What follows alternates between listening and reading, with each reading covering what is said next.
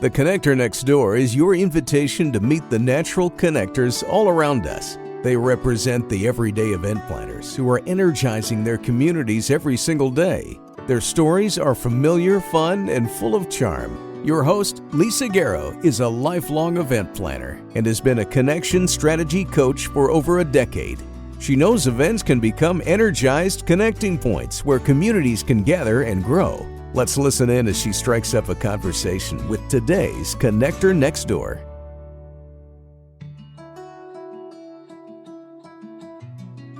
Tim Truax is a multifaceted professional who blends creativity with science and storytelling with structure.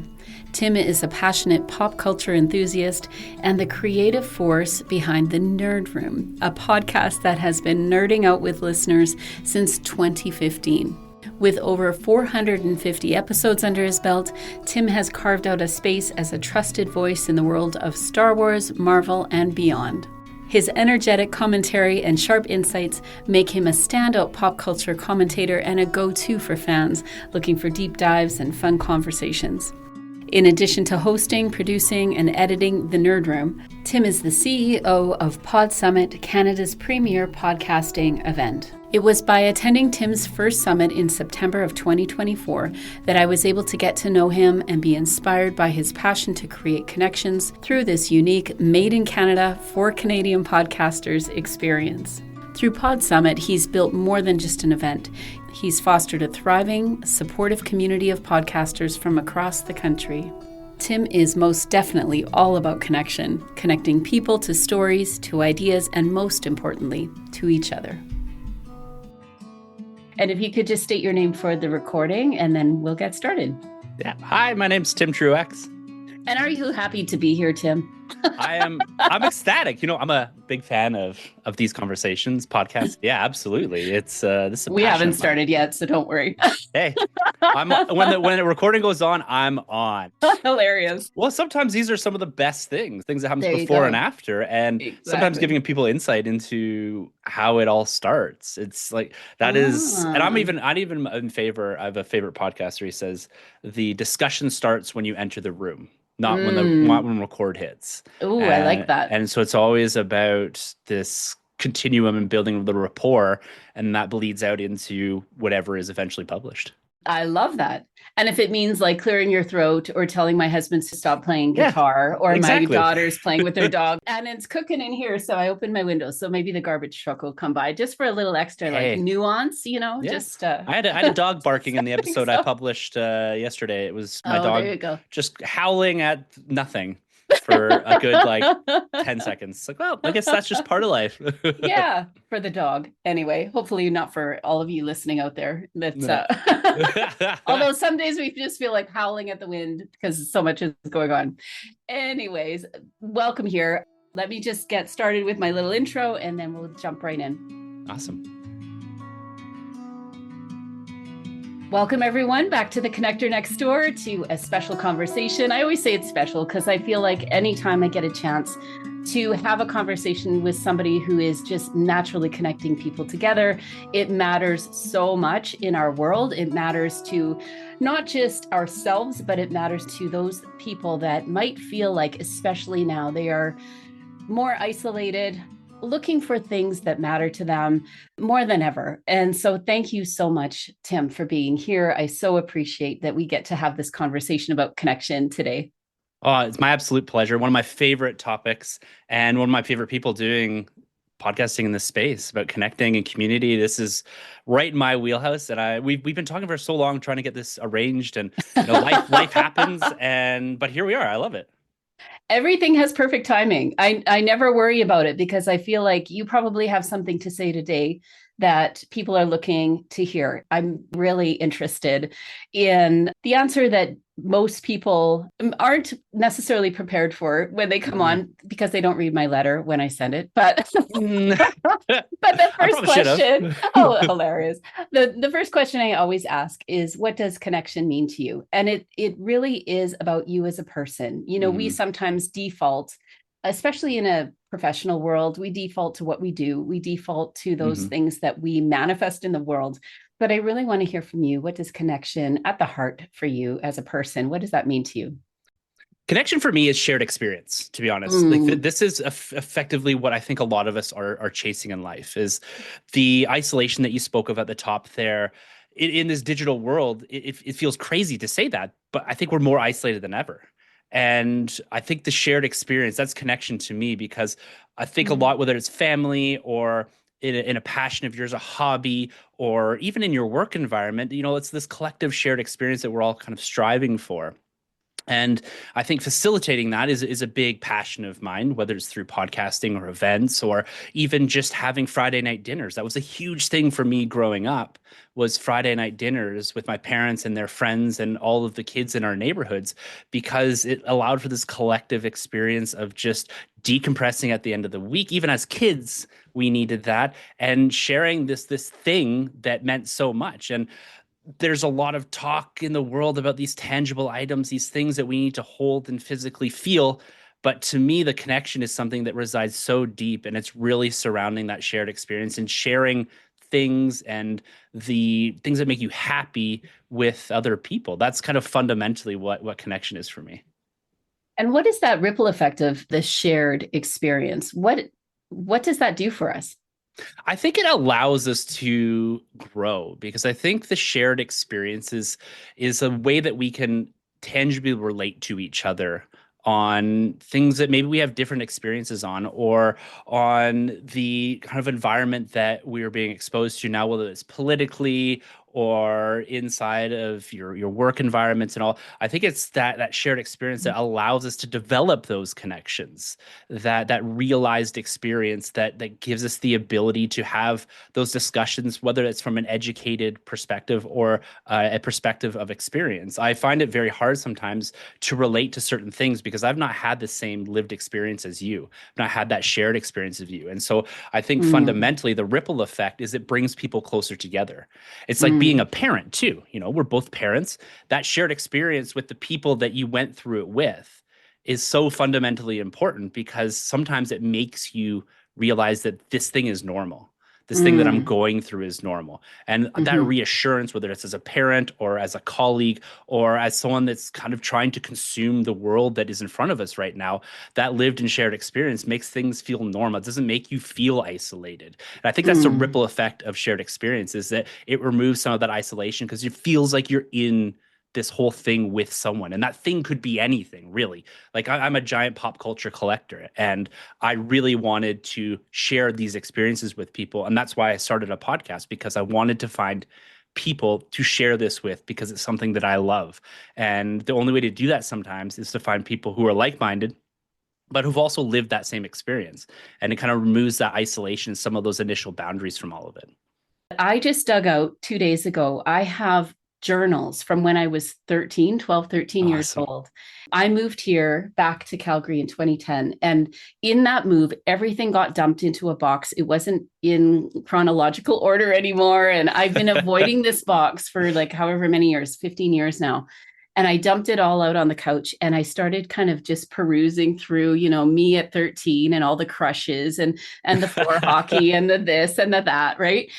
But when you're talking about shared experiences, what I visualize is all of these stories that I've told myself, in the privacy of my own journal Hmm. over all these years. And so much of it is about who is in my life at the time. What did we do? I've got concert ticket stubs, pasted in there and all sorts of crazy things. But I think part of that is that we look so much to find a way to identify with the life that we're living or with Yeah. the people that we're surrounded by. And when you had this vision, maybe you can tell us a little bit about Pod Summit Hmm. and where it came from. And then when you had this vision, what did you hope was happening when people are getting together over lunch or having that little mingle time in the break? What were you hoping would actually be manifesting in that kind of context? Yeah, absolutely. I'll go back to and just explain Pod Summit a little bit. So, Pod Summit is an event that we launched in 2023. The first event was in 2024. And so it's really meant to bring together storytellers, podcasters, online creators, these type of folks that are trying to tell a story, whether that's for a business, whether that's for personal reasons, or whether that's just to get stories out there. But what we wanted to do is we wanted to bring together this collective of people at the Canadian scale, which wasn't really happening. There's pockets of this stuff, but we're really focused on the Canadian podcast experience. And so we launched this event in Calgary here last year. Lisa, it was awesome to see you there. It was just this thing that kind of emerged out of podcasting and out of connection and community was the ethos behind it all. So going back to my first podcast, which I launched in 2015, that I'm still doing to this day, it was launched out of that desire for a shared experience and to connect with people that loved the things that I love, Star Wars, Marvel, comic books, these type of things, because I just didn't have that in my life. And I never really had that in my life where I could go to a friend's house and just kind of muse over the stuff that we loved and just have this experience of, high-fiving, being like, this is amazing, this is awesome. Some people just sometimes don't get that. And so myself and my buddy who I met here when I moved here, we developed this podcast and we created this really cool online community.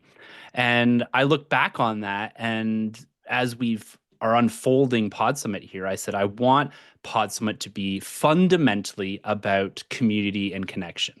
And because that's such an important piece of podcasting. Like a lot of people from the outside listeners and that will look at podcasting as some digital medium to make money. And I don't think fundamentally it is that. And I think a lot of podcasters would relate to that, especially on the financial side of things. And so I looked at podcasting as a whole and I said, well, it feels very isolated, but it's also a beautiful experiment when it comes to community building. And I said, well, where are the communities for the people that are creating the communities, that are podcasting, that are storytelling? And especially out in the west part of Canada, that didn't really exist. And so we said, what we want to do is effectively, for lack of a better term, create a podcast conference. And now these exist in the US, in the UK, in Europe, and all that at scale, but nothing here. But we want to create an event that brought together the creators, the storytellers, and would allow them to not only meet each other, but to start breaking down some of those very isolationist barriers that exist, whether it's geography or just because of what I would say the early stages of podcasting still is in Canada.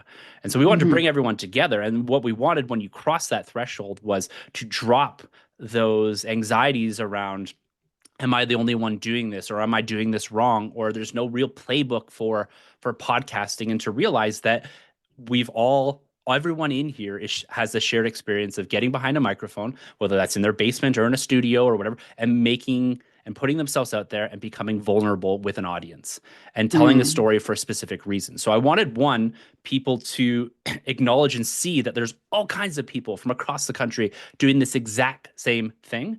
And then once those barriers had been dropped, I wanted to introduce people to experts and even people that are relatively new to the environment on how we can improve this. And now, is that through, you're using your voice differently, or is that through how you construct your episodes or sound design and all that? And so it was immediately about bringing people together, and then it's exposing them to environments where they can grow and learn. And so that on the other side of the event, people have gone through some level of evolution or growth and have tangible items that they can walk away with and say, I can do this in my podcasting journey right now, as soon as I leave, and I can improve my craft. Or on the other side of it, you've made connections. I've seen some awesome stuff online over the past year where people that didn't know each other pre-Pod Summit are now podcasting together, are now interacting on LinkedIn, interacting on social media, Instagram, these things, supporting each other's endeavors. Like, it's really cool. And so it worked from that level. And what we're looking for this year is just to grow that. I'm one of those people that I'm interacting with people I met at Pod Summit, and the intentionality of saying this is about community and connection. That was the thing in the breaks, was everyone was so curious about everyone. And you can't help but leave there feeling heard and seen, because you're with others. In this particular case, you're with others that are looking for the story behind the story. They're kind of looking for who you are and what makes you tick. And I would say that even people that aren't podcasters, or they're not necessarily in the podcasting quote unquote business, would really benefit from attending Pod Summit, because there is just such a genuine openness and just a desire to get to know each other, which was really amazing to see. Candy Event Consulting, what we do here is we work with anyone planning or promoting their own events. When you were putting this together, what was important to you in actually designing the event? I know that you had so much help from your wife. I believe Yes. you gave her Yes. a huge shout out at the end of last year's summit. You've got a team of people, I'll say team sort of with a bit of quotation marks, because for any of us out there planning or promoting our own events, that might mean family, it might mean our kids, it might mean our community or a buddy or whatever, right? But when you were endeavoring to put this together for a couple of days, what were those really key elements that were non-negotiable for you? The number one key, I like the non-negotiable piece of it, because this is something that, and really it was my wife and I that kind of designed this whole thing. And we've got a nice board now that helps advise on things, which is really great. But last year's event, the non-negotiable was the venue. That was the starting point of all of this. And for a very specific reason. We wanted to do an event, not a conference. We were very, very specific on that. And we use the word conference in discussion because that's the easiest connection people can make when they're thinking about bringing together a group of individuals that have this common theme or this common idea that they're all kind of striving for, and it kind of frames up around the speakers in that. And so we use that word, but we're trying to transition away, and it's Pod Summit is an event, because an event is an experience, and that experience starts the moment you cross the threshold of the doors. And we wanted that experience to initiate with the vibe and tone that we wanted to feel, or we wanted to project onto people. We wanted that to happen right away, and that was only going to be done through the venue. And so we said no hotels, no convention centers, no big white walls, no round tables, no sitting at desks at universities, none of that. That was completely off the table, which from a financial perspective makes it a lot more difficult, because those are the cheaper spots that you can make deals with. So we lined up a couple places that we felt fit the tone and vibe of what we wanted to project the minute you walked in there. And we landed on this beautiful 110-year-old theater inside of downtown Calgary, awesome location, brick walls, history behind it, the stories that were told inside of that building. We wanted Pod Summit to be part of that grander story, that 110-year-old, 115-year-old, whatever it is, story that has been told there, the amazing people that have spoke there. We all also wanted to feel theatric. And this is me bringing a little bit of my love for pop culture and film into it as well. We wanted there to be this setting that felt like it was part of something bigger, is that the environment around you projects the ethos of the whole thing. And so we wanted it to all be in lockstep, is that what we were saying and the design of everything from the graphics and everything, what we were saying through those and our words was reflected in the environment that people were entering into. And so that was the number one non-negotiable when we started, was the venue. Before we had speakers or designs or like even colors that we now associate with Pod Summit, we said we have to pick that. And that was something that the event ran in September of 2024. And we picked that venue in September of 2023, 1 year before we signed out like a long-term contract with them, because that's what we wanted to do. So that was the non-negotiable, was the venue for the first one, at least. Yeah.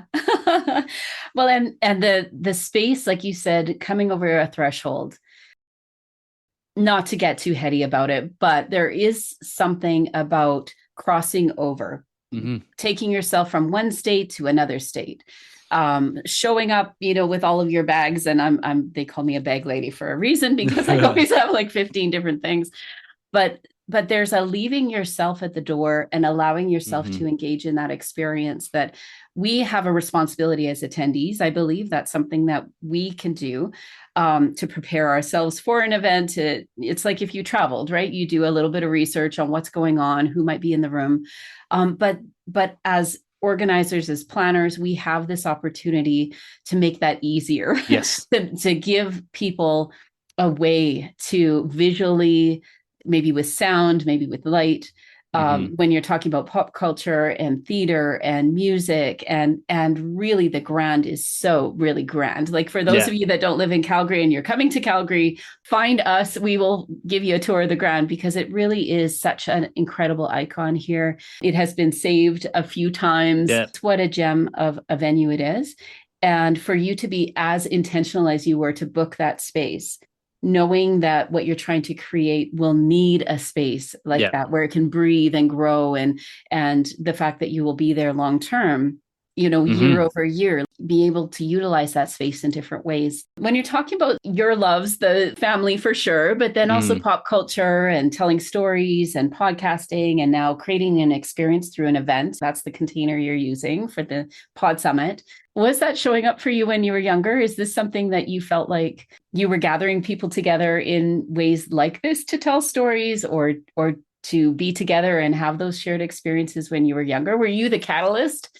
Yeah, yeah, I think so. Like I was always the guy that was always pointing to friends and be like, "We should do this," but But I'm so not gonna do it. Who's that I'm gonna not do gonna it? do it. Like, but this guy, you should absolutely do this. Yeah, I would say Hilarious. it was from a young age. Like I said, like the Friday night dinner thing was a very important thing to me growing up, and that's something that we've maintained in my family life now. Mm, And so that was kind of where it was born out of me, is like seeing people come together and be happy.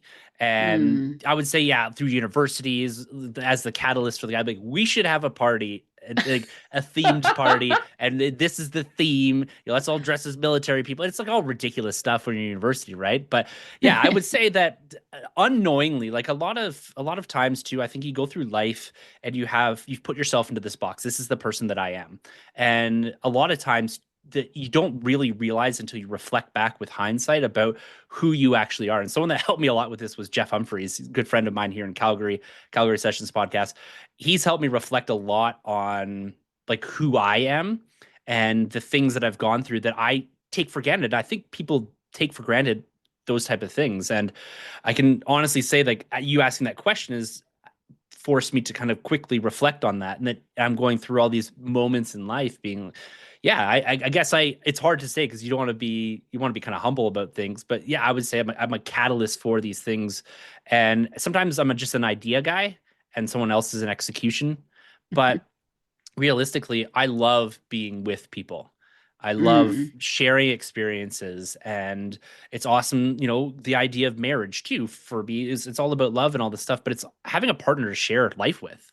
And so even stuff down to that connection piece when it comes to just trying to find and bring together something special where you can kind of share these experiences and going on trips and doing all this kind of great stuff. I'd say, yeah, I've always been down. I like my alone time, but Yeah. ultimately at the end of the day, bringing people together has always been so much fun for me. And my wife's the same way. She just like that's what she does for a living and all. It's just bringing people together. That is her whole thing. And people having these simple experiences. And I say experience a lot, but I'm very meaningful with that because even with my kids, I've noticed too, they're getting a little older, not crazy old, but a little bit older. But the things that are sticking out to them in life are experiences, less so Mm. things and more experiences. And when you reflect back on everything, like when I've been doing a lot of self retrospection, but when I reflect back, it's the experiences that have been the most meaningful. And it's the times that you spent with people. And so, yeah, Yeah. absolutely. Like long-winded answer as a podcaster normally does, but yeah, that's me. I love being with people and I love bringing people together. It's amazing as we look back, sometimes the people that have influenced the work we do and Hmm. how we show up in the world or our contribution in the world. And so much of it really is what we see. Yeah. And I think you were mentioning earlier on in this conversation about the different stories. So some things that might not be our experience, it might be someone else's experience, but how we can learn from them. So it's Hmm. not so much that it's our story or we've identified with some situation. The whole idea, I think, of an experience is that we're coming in with curiosity. Kids are such a great example where they will give us immediate feedback. Right away. And kids too, kids aren't. Not into it. They're like, nah. Yeah, exactly. And they're not to a degree not transactional in the same way that No, no. they're sometimes with like I love the definition that you're kind of putting together there with experience, right? It's fundamentally you have to be curious to experience something. You have to be willing to just close your eyes and go sometimes. And Mm. I'd say even with my youngest especially, she is very much that like let's do this thing. And it's like, oh, you kind of got to learn like there's some boundaries here to all of that, but it's that experience with them. They're just kind of along for the ride. And Hmm. I think at times you pull yourself in and you don't allow yourself to experience the world or an event or whatever in its whole right, because you're coming at this with personal biases or an idea that you've solidified at an earlier age, and that could be in your 20s or 30s or whatever, and then you're unwilling to kind of approach it and look and say, oh, maybe that is interesting. I think that's where this event and podcasting in general is so great, is that you can get a perspective, but if you harden yourself to the idea that you know everything or that you're not willing to open yourself up to learning. Like I've had people say to me, why do I need to come to, like, I've been podcasting for 7 years. Why do I need to come to Pod Summit? I know everything I need to know about podcasting. It's like, well, that's fine, but I would argue that you probably don't. And some of that just because, and that's not like a technical or a dig at anyone. It's just because the pace of evolution of podcasting in general is so fast. And the thing that you're doing now is not the thing that people are going to be doing even this September. Exactly. And so it's about opening yourself up to that curiosity to say, like, how can I do things better? And that also requires a level of self-introspection, being like, the things that I'm doing right now, they're never going to be perfect, and being okay with that, but also being okay with the idea that an experience can help me change my mentality or the way I approach these things. And going to an event with a whole bunch of people that are feeling the same way, you're definitely going to take something away. Absolutely. You know, it's so interesting, the conversation about being curious too. And I was just at a industry event just about a month and a half ago. And I was presenting kind of a mastermind, for those of you that don't understand what a mastermind is, where we're sharing challenges and there are some clarifying questions and as a group, so there were about 25 maybe people, 30 people in the room. As a group, we're kind of bringing up ideas. And so we're helping to support each other in finding new ways to look at a problem and possible solutions. And one of the gals at the end said, oh, I've been doing this for 25 years or whatever she said, 25 years now. And I don't think anyone in this room would be able to really deal with my problem. And my approach is really like what you're saying here too, is things are changing so fast. So fast. And if we feel like we've got it cased, we're already behind, because it's this back and forth, I think, that it was so evident at Pod Summit, where it was some of the veterans that had been podcasting a long time. I'm relatively new. I only started in COVID because that's what we could do. I had a mic and a computer and find an audience somewhere online. That's the incredible thing, is that it seems you're attracting people very much like yourself, not necessarily in the same background or same perspective necessarily, but in the desire to come together to learn from each other.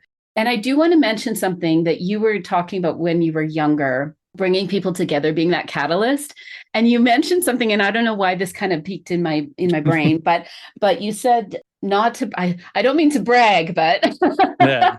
or I want to be humble. I want to stay humble. Yeah. I want to stay humble. And many of the people that I work with are so behind the scenes gathering people together that they feel like, well, I don't want to be in front. I don't want to, I'm just gathering people together and I'm just doing this little thing over here. We just have a little small nonprofit, and we're just kind of out here doing our thing. The value of the compiling of all of these gatherings in a community matters. And you doing it, what you were doing in university or high school or as a kid or now with your own family, I just want to tell people out there that it isn't bragging to say that I not only love gathering people together, but I'm good at it. I understand it. I care about people. I'm going to take the time to get to know the people that I want in the room. I'm going to open up opportunities for experiences, and for us not to be shy to say that's what we do. Yeah. And for you, Tim, I don't know why that kind of stuck with me, that you are, you and I don't know each other super well personally, but I do feel that you have that ability to show up. Everyone's shining in the room. And that is a gift. So thank you for putting that out in the world. I just want to take a minute to I appreciate that, because it's one of those things, and I think a lot of people, I was listening to a podcast the other day, and I think a lot of people have a hard time with acknowledging the things that they're good at. You'll Mm, be the first one to go and pat someone on the back, a friend, a family member, whomever that's accomplished something great, but you're so hard on yourself. And I was mm-hmm. listening to a podcast the other day about this guy that he was talking about an experience he had climbing a mountain. He had climbed this mountain, he got to the top, he had a guide and all this kind of stuff, and it was this amazing experience, sunset experience and all that. And he's looking out over the horizon as they get to the top. And the first thing he says, he points and says, What about that mountain? What about that one across from me? And the guide said, Oh my gosh, he yeah. said, look, he said, appreciate the thing that you're standing on before you're looking out there. Uh, And so from that, I developed this like internal concept of acknowledging the mountain of value that you have. mm, And it's such an important concept that it's still kind of percolating through my brain and trying to acknowledge that. But and this goes again a lot to that lived experience discussion that we had earlier, is that sometimes just reflecting back and acknowledging that you have a ton of intrinsic value through your experiences mm, and the things that you've done in your life, but you have such a hard time acknowledging that, whether that is mm, trying to avoid kind of the hubris of life and all this stuff. And the things that we put mhm. out there are more the extravagant things, like, hey, check out this vacation I did. We have no problem putting that out there, Yes, but exactly. we have problems sometimes acknowledging the cool things that we've done that maybe have flown under the radar. And I've tried really hard. I threw a LinkedIn post up a couple of weeks ago just saying like, hey, like I've published like 500 episodes of my podcast and edited and done all the work here. I just kind of wanted to acknowledge that for myself, Yeah. and acknowledge the experience that kind of comes with that. And so it's very, yeah, people have a hard time acknowledging though the values that they have, and sometimes they're so subtle because they're just a part of you, and you don't really kind of want to put that out there. But I would really encourage people to self-reflect and say, what is the mountain of Mm, value I'm standing yeah. on, as opposed to looking for the horizon and saying, I want to be that person or this thing over there. What's the thing that you're already standing on this giant mountain? Why are we looking so far into the future or off into the horizon to try to project ourselves out there, because that's who we feel we need to be? hmm And we don't need more. I'm the worst for, oh, I need to take that extra class or I need to Yeah. spend that extra money. There was one point where I said, I'm going to stop throwing money at my insecurities Hmm. or at the other mountain, Yeah. not just celebrate this mountain, but let it soak in. Let me process what just happened. Yeah. This is super big. If you could take some of those elements, the things, the connection, what I call the connection foundation that's happening at the Pod Summit, and you could pull that up into a sort of a bigger sense in the world, what's going on in the world. There's so many things just brewing right now that people feel, I don't want to broad brush this, but I do feel like people are more anxious. There's more Hmm. questions. There's more anxiety around meeting, I think. What am I going to say to somebody that doesn't agree with me? If you could take a bit of that little microcosm that's going on at Hmm. the Pod Summit, bring that into the world, what would that be? What would be something that you would love planners out there to know and to maybe be curious and to try in their events that would make a bigger difference in our world?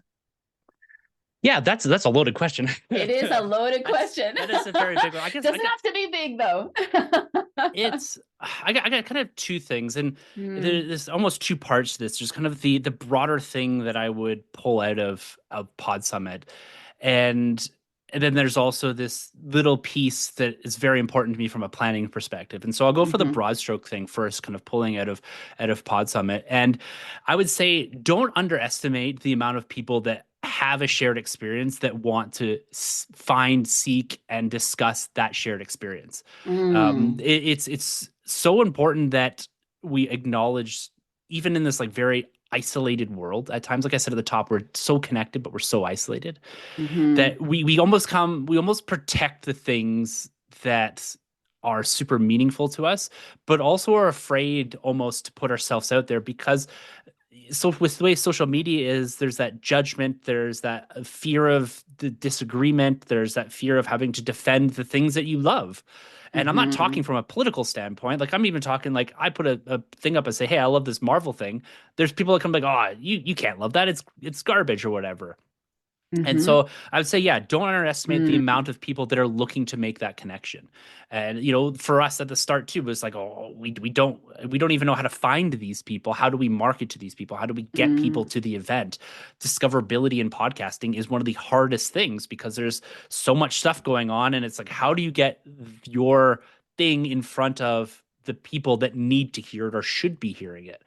And discoverability of the event is the same way in trying to find the people. But I think we underestimated the amount of people that were looking to make those connections. And Mm-hmm. I'd say from an event planning perspective, that is like fundamental, is that, you just got to find them. That's the hardest part about all of it. I think that those people exist out there, but it's just finding them and then engaging them is the biggest Mm-hmm. piece of it. And so I'd say from a broad stroke perspective, like as a community builder, is that there's people out there looking to be a part of a community. They just don't know how to find it. So you as a planner have to find a way to find them. And I think that's the hardest part about event planning, is making enough people known that this thing exists and that they can get value out of this thing. Yeah. Whew, what a good answer. Couple things come to mind. Leadership comes to mind, Mhm. because when we're leading, sometimes we do feel isolated, Yeah. but it doesn't mean that we're alone. Leading means not necessarily being swayed by the opinions and the naysayers, or Hmm. or those that will be negative. Just knowing that we know what we're about, Hmm. doing that inner work. It's also about knowing not just who we want to connect with, because sometimes we don't know who they are, right? Yeah, exactly. When you say finding them, I think you and I probably found each other that way. You put something out in Hmm. the world, and I'm like, oh, that Yeah. sounds like a place I need to be. There's something to what leadership means in this whole discussion, because you stepped out as a leader. You're certainly part of the crowd. You're doing the work, you're right in the midst of doing your own thing, but you're also stepping up and saying, I believe I can lead something that is going to Hmm. be meaningful to a lot more people than just me or my tiny circle or whatever that is, the people that get me and I get them and whatever, this is broader than that. For those of you that are listening out there, where are those areas where you can step in and be a leader? Hmm. Planners sometimes do, like I was saying earlier, we stand at the back of the room, we're in the green room, we're planning, or we've got our clipboards or whatever it is, or we're on our computer. Most of the time is doing admin on a computer is not glamorous, but it certainly is an opportunity to lead. And it's Hmm. an opportunity for us to have influence on how we create those experiences. And that's why I'm so incredibly passionate to talk to people like yourself, Tim, where you are doing that work. When we look at what we're creating, when we pull that apart a little bit and just say, what makes it tick and work? And I talk a Hmm. lot about the heartbeat of events and really making sure that the heartbeat stays strong, because we can add all sorts of other things. You can have a different costume on something, you can have different props at the front and different music playing, and for each one of you listening, that's going to look different. Hmm. But that purpose of why you're there, why you're bringing people together, why you're gathering people together, and why are we personally invested? What is our purpose in showing up Yeah. to do this? To get really clear about that. And I think you've given us so much to percolate on and to think about today. Thank you so much for taking the time to have this conversation with me. Connection isn't just an add-on. Connection is something that happens right at the heart Yeah. of why we do this. So thank you so much for taking the time. Well, thank you so much for having me, Lisa. This has been fantastic. I love this conversation. So much fun. And if people want to come to the summit, now you don't have to live in Calgary to come. No. You can come from anywhere in the world, I'm guessing. Absolutely. Lots of seats for everybody. I don't know that registration's live quite yet. Is it Not up quite yet? yet. It'll be Okay. coming here. We're going to be make an announcement next week. And Awesome. throughout April, we've got all our keynotes and our live podcasts and a good chunk of our programming already locked in and ready to Amazing. go. We have a little bit of a blackout window right now that we're observing, just because there's lots of other stuff going on, and we want to make sure our stuff catches the attention of the right people. But the tickets will be launching in May. The event is September 19th and 20th right here in Calgary, Alberta, Canada. It is a Canadian focused but not Canadian exclusive event. And so we'll be really, really amped up to have anyone who is a storyteller. That is, when people ask who should be coming, I say storytellers. It is, yes, centered around audio podcasting and video podcasting and creation, all that. But fundamentally, I think anyone that has a story to tell can buy a microphone off Amazon and can tell their story. And that's what this event is all about, is storytelling and just amplifying that, and also giving you the tips and ideas and experiences that allow you to do that better and in a way that I think can serve a much broader community. And having the power of, and the warmth of, and the support of a community that can help you. So you buy the mic, but you really have an incredible opportunity to bring people around you. When I started my podcast, I literally did what you just said. I bought a podcast mic. I plugged it into my laptop. I learned how to edit on GarageBand of all things, and just started. I didn't even know really I didn't listen to podcasts really before this. I'm a book lover. But I think finding this community is like, oh, there's a bunch of us. There's so many people out there. How can people get involved? What's the website? Where can they find you if they want to continue this particular conversation? How can they get a hold of you and register? Yeah, absolutely. So our website is podsummit.com. You can find everything there about what we've done in the past, what we're doing in the future. You can get a little bit more of a download of what we kind of accomplished last year. We got an awesome video up there that we kind of put for people to experience. Everything is at Pod Summit on social media. Our real focus points are Instagram and LinkedIn. So you can find us there. You can find me on LinkedIn as well. And you can email us at info@podsummit.com if you're curious about the event or just having another conversation. I love talking on podcasts and sharing experiences. And so, hit me up. I'm there. We're there. Team's there, and you'll get a message back from us in any scenario if you just want to chat. I've had lots of conversations with people who are just interested in the event, and so I'm happy to sit for 15, 20 minutes and just download you on what we're all about. Amazing. Thank you again, Tim. This is awesome. I will put all of that information in the show notes. Those of you that are listening to this, thank you for taking the time to listen. You have something to give to the world. Your experiences matter. You can create experiences that matter. And I so appreciate that this makes it so practical. So thanks again, Tim. Awesome. Thank you. The Connector Next Door podcast is produced by Candy Event Consulting, where everyday event planners and their teams gain clarity, get connected, and grow in confidence. Subscribe at www.candyconsulting.ca to hear visits with everyday event planners who are putting connections first.